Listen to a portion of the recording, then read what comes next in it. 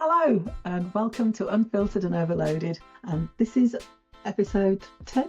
9, episode 9, and it's the podcast where the volume is high and the filters are off and the vibes are very divergent, and this is a space where autism and ADHD run the mic and queer voices take centre stage, and being too much is actually the whole point. We're talking real life, real chaos, real feelings with humour, honesty and the right amount of dramatic flair. That's not a problem, it's the right amount. Expect laughs, hot takes and conversations that bounce around faster than ADHD brain at 2 a.m. Buckle up, stim freely, be yourself, unapologetically, and get ready, because this is Unfiltered and Overloaded, episode 9, and it starts right now, and it's all about sensory stuff. Yes, look where I am. I'm on the other side of the camera. This is brilliant. Look, I can actually. I've got all this space now. I was just going to be spending the whole episode looking around now. He actually was. This is now I'm looking for something. Asking about the dead tulips that he saw the other week, which I did take off and out. I didn't know that I forgot to put water in them before I went away. Yeah. It was just one of those things. I told you, didn't I? I actually had my very first proper ADHD moment. And I love it because everyone. This is the one that you recognised. Yes. Yeah. The one where I was like, oh, everyone always talks about how they leave taps running and things like that. And I was like, well, that never happens to me. It happened. I was going to do the washing up, put the taps on, put the liquid in, have to foam it up a bit because the tap's really slow. And I think that's what put me off, is the tap is usually quite slow. And then my mind just went somewhere else. I was in a cupboard. I was doing something else. Completely just went out of my mind. I turned around and I was like, oh yeah, shit, they're washing up. And it was like that far away from just going everywhere. And after, I wasn't even mad at myself. I was sort of doing a gleeful dance going, oh my goodness, Don't blame ADHD, this is... That's a topic for another day. Yeah. Oh my God. But this window is fabulous. I mean, you do actually maybe need Stacey Solomon. So if she's watching this and she sees this, there is a job here for you. Come and sort out this person's life. No, the rest of the place is not too bad. It's just, this is my Couple Easter bunny. I just want to bite its head off. Why is there a cow or a bull with its arse facing me as well? Oh, that's the Birmingham bull from the bull ring. Right. Are we in Birmingham? No, I grew up in Birmingham. I was born in Manchester, but grew up in Birmingham. Okay. A friend of mine from Birmingham. This is like, you know... This is it's like my kind of weird little office altar, yes, and yeah, kind of little collections of things that I want to remember. I mean, sensory Okay, so we're all about sensory stuff today. Autistic is sensory, just inside, outside, and upside down. I mean, are you going for the world record of how many, I can only assume some sort of tarts that need to be kept? They're all stacked. How many do you actually need? I didn't see them. Okay, object permanency issue. Yes. Okay. Now you mentioned it. But look how many there is. Show the camera, come on. It was, and they're not road tarts in there. They were mince pies from Chris. Oh my God. Just go and put them in the recycling bin over there. It is, isn't it? Like, I'm trying. where they say like fresh pair of eyes, like I'm coming in, my autistic brain is going, oh my God, I need to clean. My ADHD brain is just in heaven right now going, oh my God, this is fabulous. I'll come back here for a weekend and help me out. I could do with a task buddy. God, that is so much stuff. Like everything is jumping out at me going, sensory. There is an organisation, believe it or not. Okay. I can believe you. The viewers might not, but I will choose to believe you. That's all my sort of dyslexia and stationery. Yeah, I mean, and then there's all my sort of how many books do you actually need on dyslexia? Well, I haven't bought any new ones. They're the ones I mainly use. I think you've got the whole library. No. A lot of these organisations produce one like every year. Oh, just spotted jumbo chalks. Yeah, you see, every time I've packed things up to get rid of, yep, then my life has changed and I need them back again. Which is what keeps happening. Just can't do without jumbo chalk. A lot full of books. I've got a lot of books, and I've had to bring them down because people needed them. Now, here's the question. If I was to steal one thing from this room, do you think you would notice it missing? Isn't that amazing? Yes, I know. That's really know, isn't it? I would know. And that's the really thing, because like I've got all these cables and everything because I'm sorting out because I've had a whole new change of computers. But then I've got old equipment like my projector that only works on older equipment. So I'm having to keep an old laptop and my projector together because it works really well. I mean, I'm not promoting either kind of computing, but my Mac that was MacBook Pro of 2012, I've got two of them. They are still solid. They are still working. They are still brilliant. But they've now decided not to update them. But my equipment I got with them still works. So I end up having to hold on to old cables, old stuff, because trying to get hold of them now is more difficult. Yeah. So for me, but you see, if it's not out for me to see, I forget where it is. Then what? I've got rid of a lot of the shells. That's just the new ones that came in. But there is so much stuff. Because that's a lot of my new work and the sort of tantra, the touch therapy, the mindfulness. Do you know what I want to do? I want to lock a neurotypical in here and see how long they last. You got picked on this morning, doesn't I did. Okay. Did.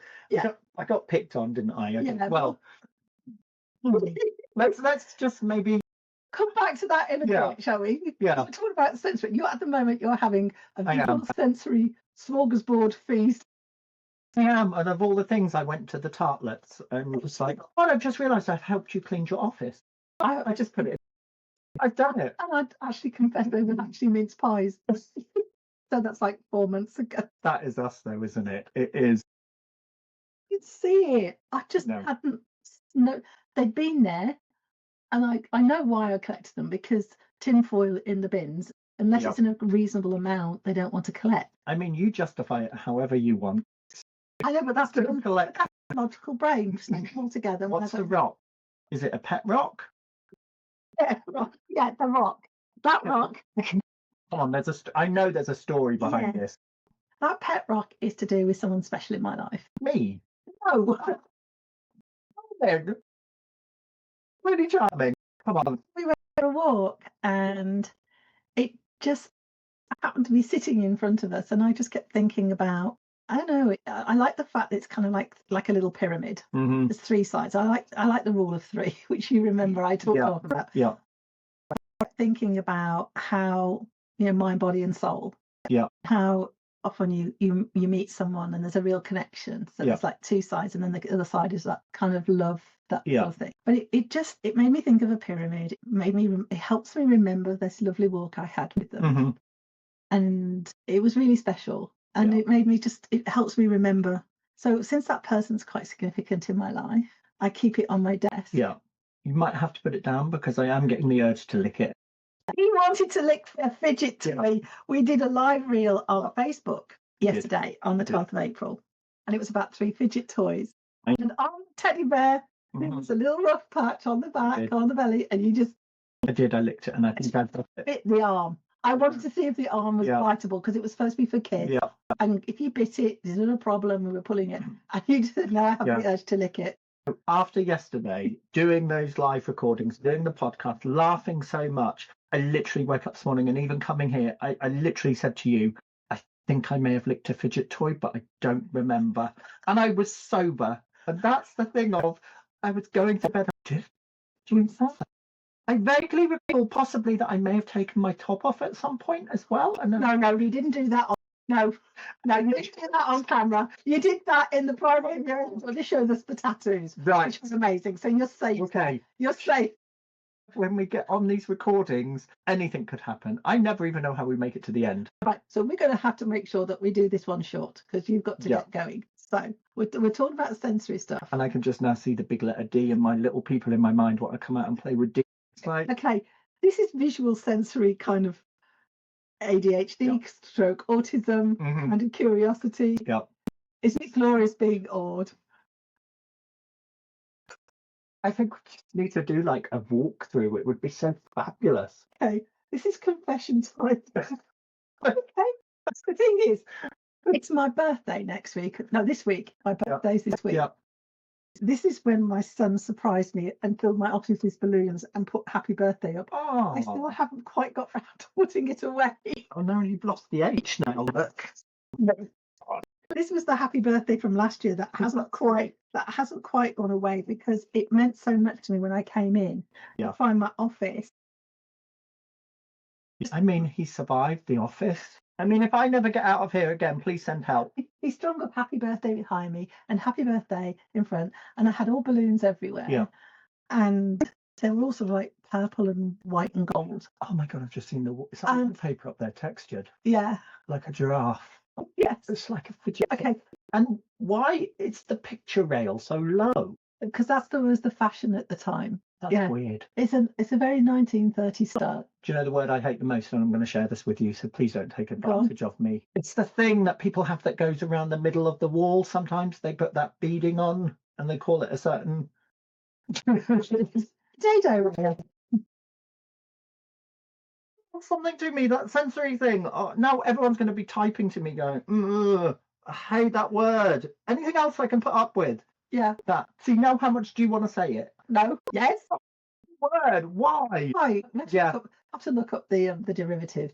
That just sends me into complete sensory spasm. I mean, even like staying at the hotel the other night, first thing I did was when I walked in, I was like, my God, look at this room. And then I was like running around like so much space. And the fact that it had the boardroom, I just wanted to sit there and tell you you're fired. Like, come on, let's play. Let's do this. You're fired. Love it.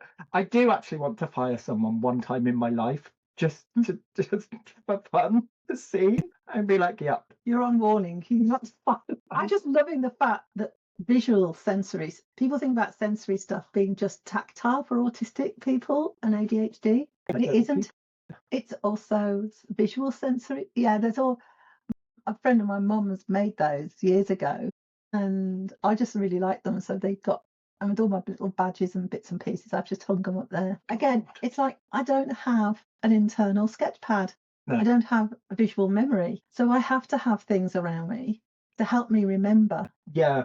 I mean, I think like the milk bottles were a trip that I took to Germany, and somebody gave me those. They're cool. And somebody gave me those with little flowers in. I couldn't bring the flowers back, but I brought the little milk bottles back. That was a really happy trip. And then the fan was a present from a really. Why am I now thinking about you dressed up as a milkmaid? Just the little people in my head are still playing today. Like, honestly, people can just, like, if you're on video, you can see this sort of much, this screen much, but there is so much more to this room. Oh, see, behind me is a steampunk hat. It's in that direction. Yeah. It's a top hat, and that, my eldest made that for me. We went out on my trike, all dressed up in steampunk stuff with my top hat, and they had to put the hat on, the hand on the top of my hat, to put the hat on. So it's little things like that that just make me smile. And this is my cave. This is my box. It's got treasures.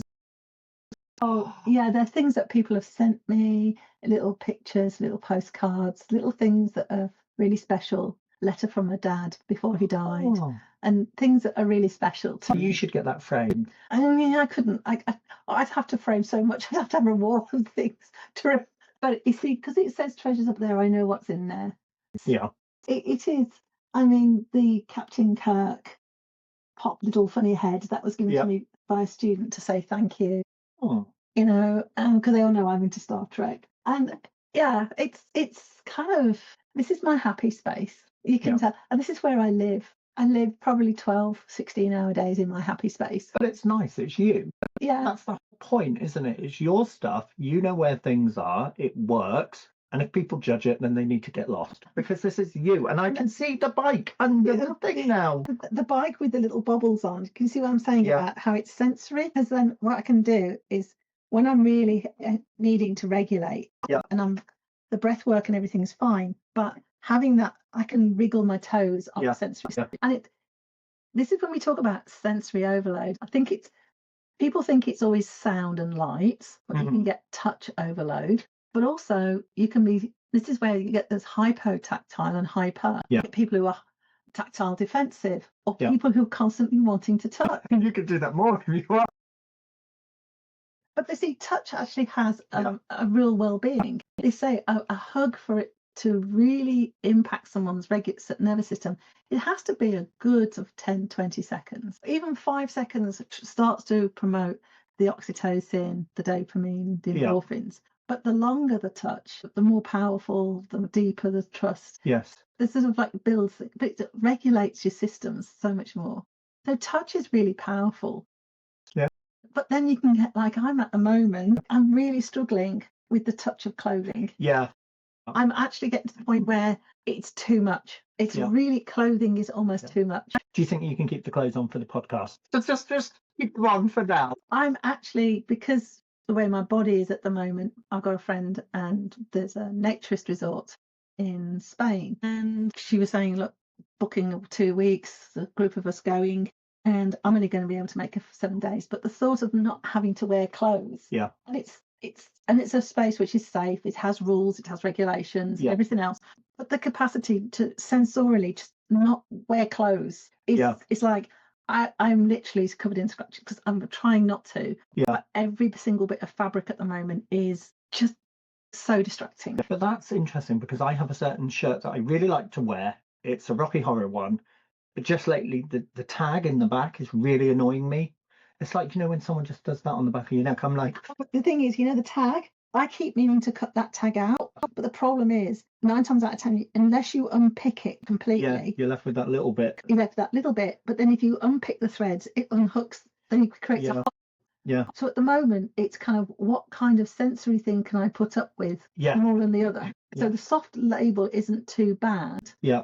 But it's seams are driving me around the twist. Yeah. And you were saying earlier about, people that go to these resorts and that they like to be free. And I like the word you used, community. Yeah, it's an interesting community. And I haven't ever been to one before.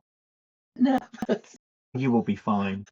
And I don't know how I might, because you don't have to be undressed. It's a real kind of like, it's a space where you can be. Yeah. It's not a pressure. Yeah. But they have rules. And it's all well sort of regulated and everything. Yeah. It's not a hookup place. It's a place where people can relax and be free. I mean, it's no more than those nudist beaches or topless beaches. But, at the end of the day, I know for me that I need to get some sun because I've been living in my little cave all winter. Yeah. And even my therapist and my GP are going, you need a break. Okay, I admit I'm a bit of a workaholic. I'm a workaholic, yes, and my work is my passion. But I'm tired, and it's more than tired. And they're saying, look, I've got signs of burnout, so you need to take a break. And it's not a case of sleeping more. And the sensory stuff with my clothing is part of that, and other things. So I'm braving a naturist place. I don't know how naturist I'll be, but the idea of not having to wear much clothing and no seams.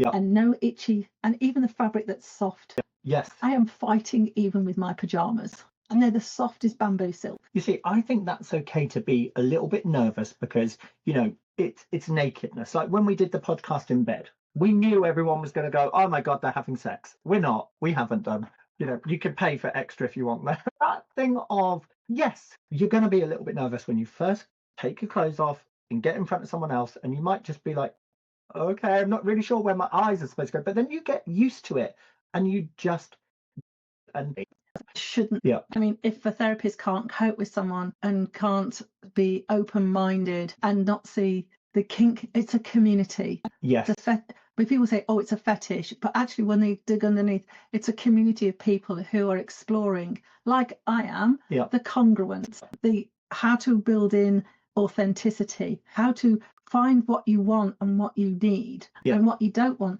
And it isn't always sex. Often it's a games of power. How do you find your power again?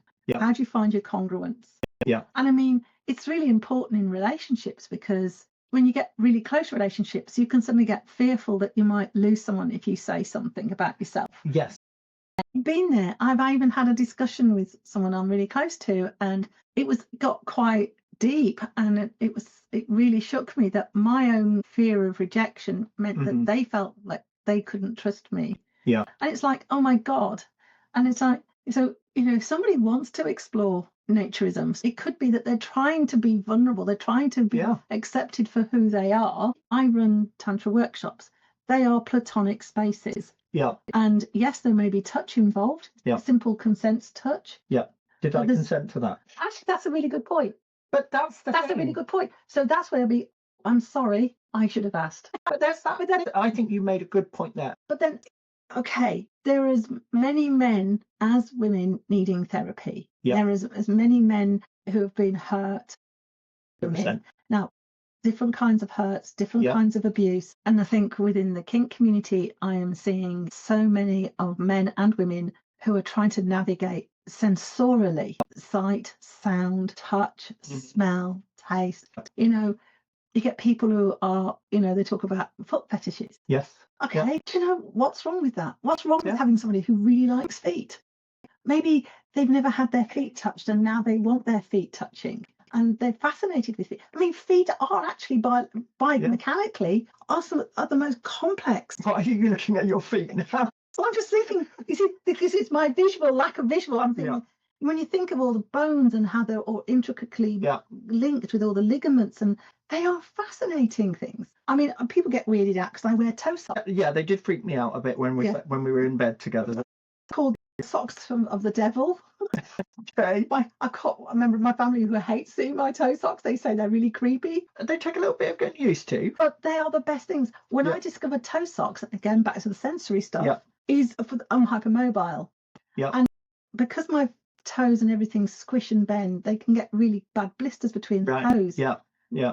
And I get really kind of uncomfortable. Having toe socks, I can now walk distances that I haven't been able to walk for a long time. I don't get blisters between my toes. Yeah.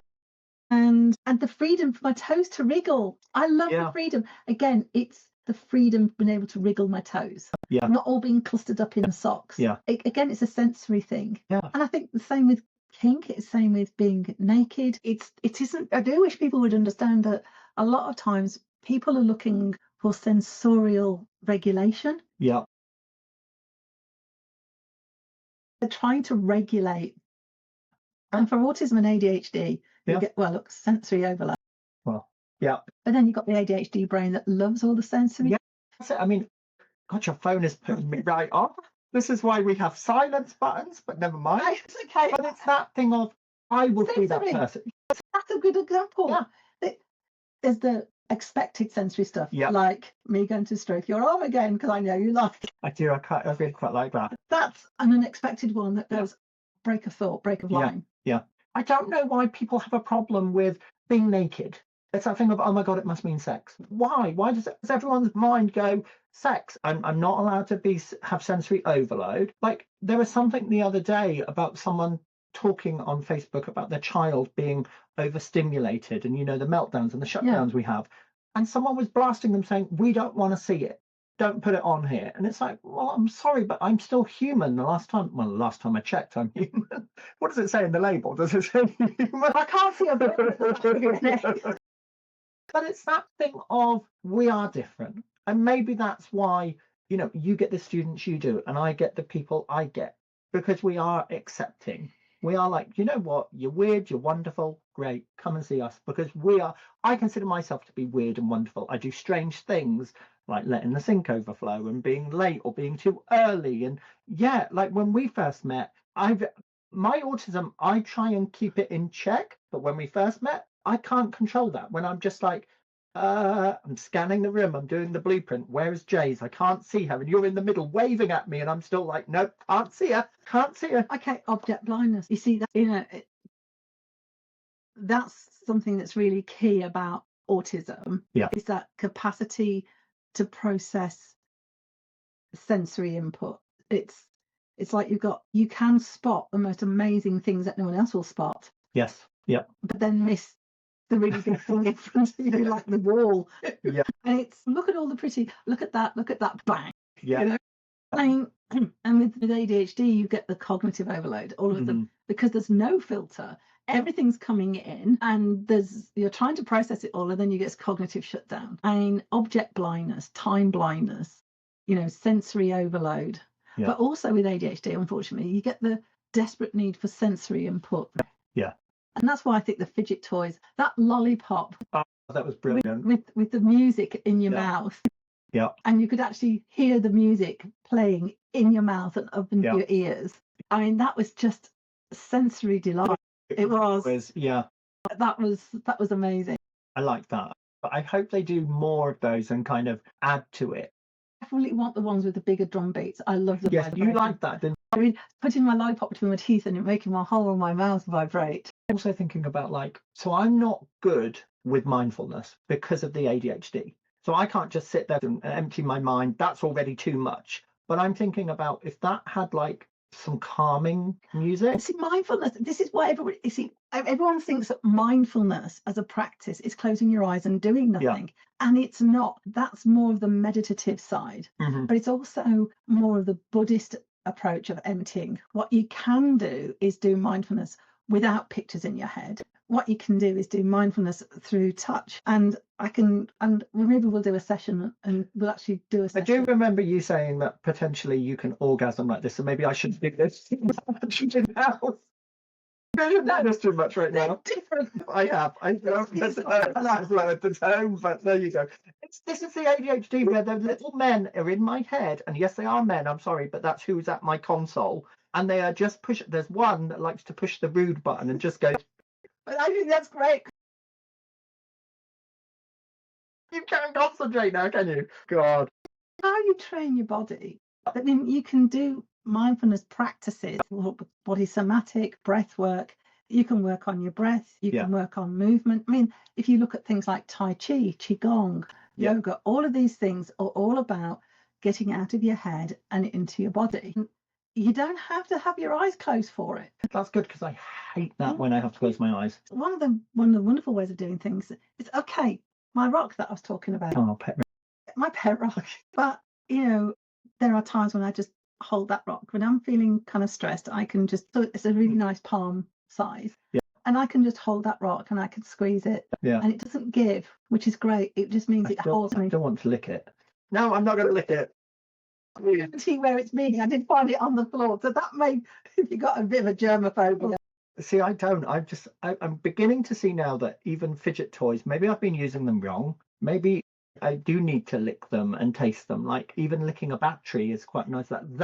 Like I quite like that, because I'm getting a bit bored with like the sensory toys that have just got a cog on it, a push button. It's so great because people do electro play, and you can get little tiny electric pods, and you can even get little floggers that have mild electric zappers and things. Oh, wow. But it's to do with getting that tingle, that it's because what a lot of people don't realize is also with pain. I had a physio tell me that this long-term injury down my side, all the stretches I've been told to do was the wrong way round. What I needed to do was actually load it more so the body could feel it being loaded. So when it relaxed, actually put the right chemicals into the area to help relax the muscle. If you constantly stretch it, your body then, when you relax it, it hasn't tightened. It then contracts again. So you go into a stretch. And actually what happens is the body then goes, all right, now we need to contract it. So it contracts it even tighter. So it's not just about stretching when the muscles are tight.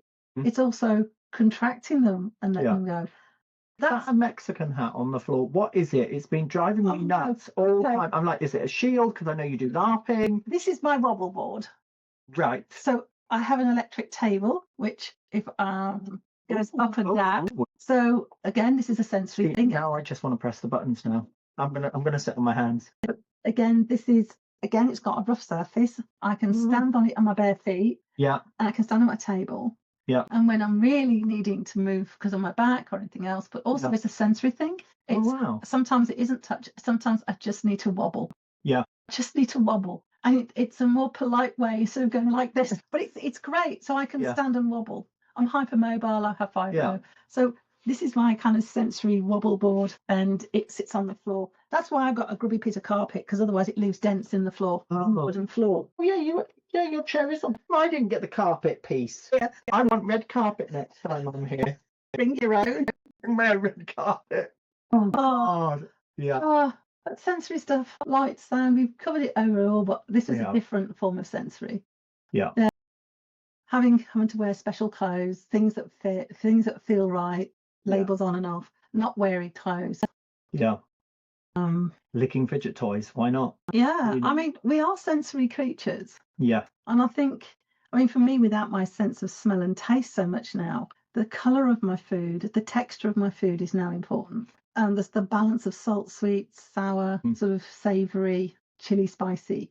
I need all of those. And also, if it's thin and stringy or it's uncertain textures now, I can't eat shrimps and prawns now. See, I've never liked that. the only set of chemicals that I can smell or taste, I find very off-putting, and shrimps and prawn have a lot of them in there, and I can smell them in the house and on me for days. So they're just like squishy bags of horrible chemicals now, and I'm now aware of the texture of them. Yeah. And I don't like it. See, even with, now we're talking about food, fruit is the worst one for me. And I'm always told, eat more fruit. But it's really hard for me because it's squishy. It's always the same kind of texture. I can't cope with it. If it's an apple, it has to be Granny Smith and it has to be green, crunchy, juicy. Yes. Otherwise, I can't do it. If it's soft or mushy, I'm really picky on oranges, and I cannot find oranges that taste like they were when I was a kid. Yeah. And now I've lost my sense of taste. It's like they're just squishy bags of bit. Yeah. And I like that word. I don't eat fruit. Last night I had berries, but they were with meringue and cream. Yes. And they were different. But it was really nice seeing you eat it with your fingers, and I could tell that just like the texture and the crunch of it, and even that was like a sensory play. I eat a lot more with my fingers. Yeah. The only reason I couldn't eat my dinner with my fingers is that it was all too hot, which was great, which is a good sign. Yeah. But then again, I had to have lots of the mint gravy. So it's like, the texture's a really big thing for eating now. Yeah. I mean,